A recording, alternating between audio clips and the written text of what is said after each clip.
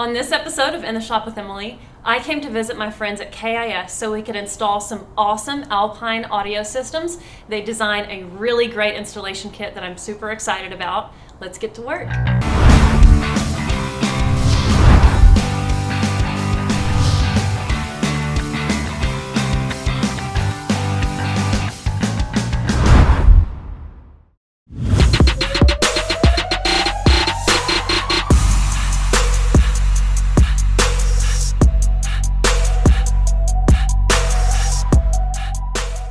Today we're going to be installing a Triple Diamond audio solution in this 2016 Jeep, but this kit is applicable to 2011 and up.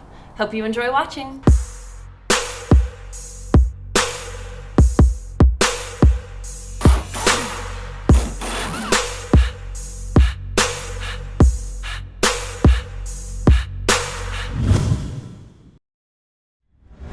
This is the WRA 9-inch kit from Alpine. This is what you get when you order the Alpine kit, so I'm excited to install it in the Jeep. But if you like a step-by-step, then you can jump over to the website and check out the installation manual. So what we're going to do here now is remove our instrument cluster, which allows us to follow the factory harness behind it for our microphone and use the factory location for our satellite antenna. So, For the navigation? yes. Awesome. Okay. And there's 4 screws.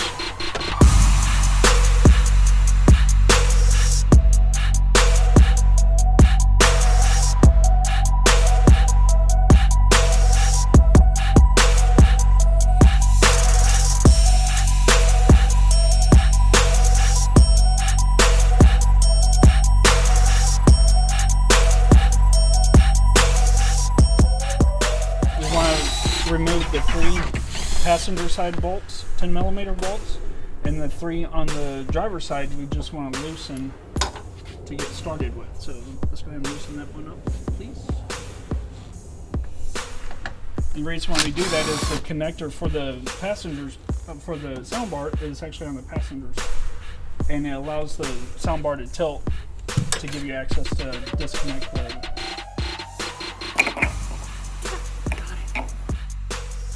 We just finished pulling all of this stuff out of the Jeep, and now it's time to start installing the KIS kit. What you're looking at is the KIS Triple Diamond kit. We have all of these awesome Alpine components, the speakers, the sub, the amp, and the backup camera, complete with all of the components you'll need to install it. This is our mounting rack for our amp. This is the rack for the sub that goes under the driver's seat, and this goes under the passenger seat. This is the wiring harness for the speakers, our shims for the tweeters, and all of this wiring is pre-terminated, so it's all very plug and play, which is awesome. RCAs, the main power wire complete with the circuit breakers, and your ground wire. I'm pulling this wiring harness down and I'm gonna stuff it in this little pocket to make room for the circuit breaker right here. David and I are gonna show you an awesome tech tip that he created, and he uses an antenna from a Jeep. He uses the threaded end on our power wire that we follow down with the factory wiring harness inside the Jeep. So basically what I do, start off, we take the wire, grab hold of it down here, and stretch the shielding to allow for the wire to pull back a little bit. And take that threaded end and just thread it right into the cable shielding. Follow up with some electrical tape. He's also sharpened the tip of the antenna so that it can poke through the grommet to enter the vehicle. Now that I have that all taped up for us, we're going to look down right inside of here between the battery box and the firewall, where you can follow the harness right down to that grommet there. So if you don't mind holding that, I'll go ahead and get this open.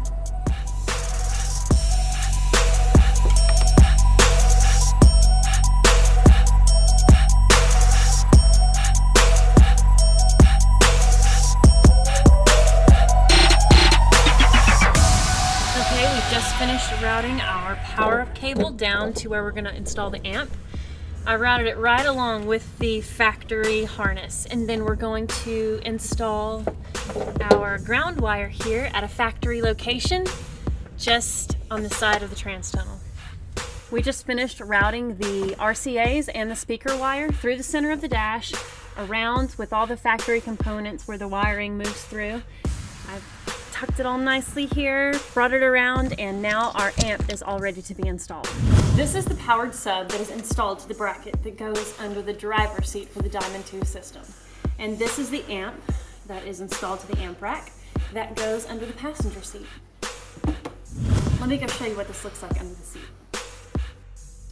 There's a bracket right here under the seat that's used to make sure that the connector stays solid, but it's not really necessary, so we take it out and the sub just slides right in between the two channels there. The two bolt holes we're going to drill out with a 1764 drill bit.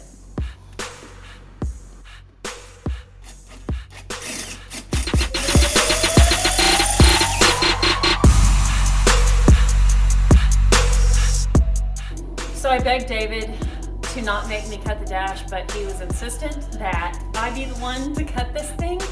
I know it's essential, but actually taking a saw to my dash, my Jeep doesn't have 4,000 miles on it yet, is quite crazy. What am I doing? Oh my God.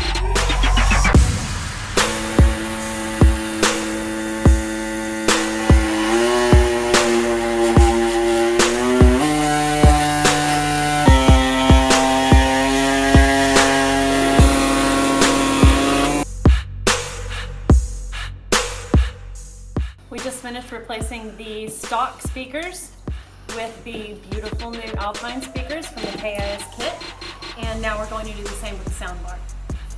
Looks like I have to further molest my Jeep. I'm drilling 3 holes to secure the sub enclosure. There's 2 at the back side and 1 at the bottom.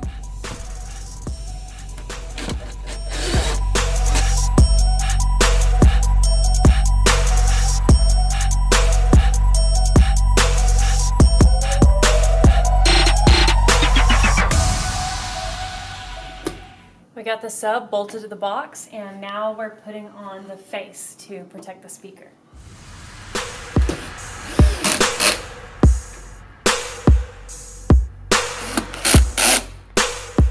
We've got our speaker wire that we routed all the way to the back underneath the carpet and the front side of the roll bar, and I just connected my positive and negative, so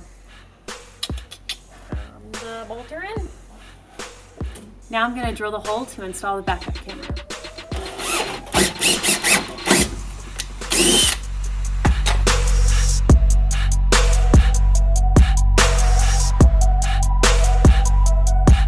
It was an awesome day installing the KIS kit in the Jeep. I am in love with the 9-inch screen. The amp fits super well under the passenger seat, and the box looks awesome in the back. Really excited to drive this thing around.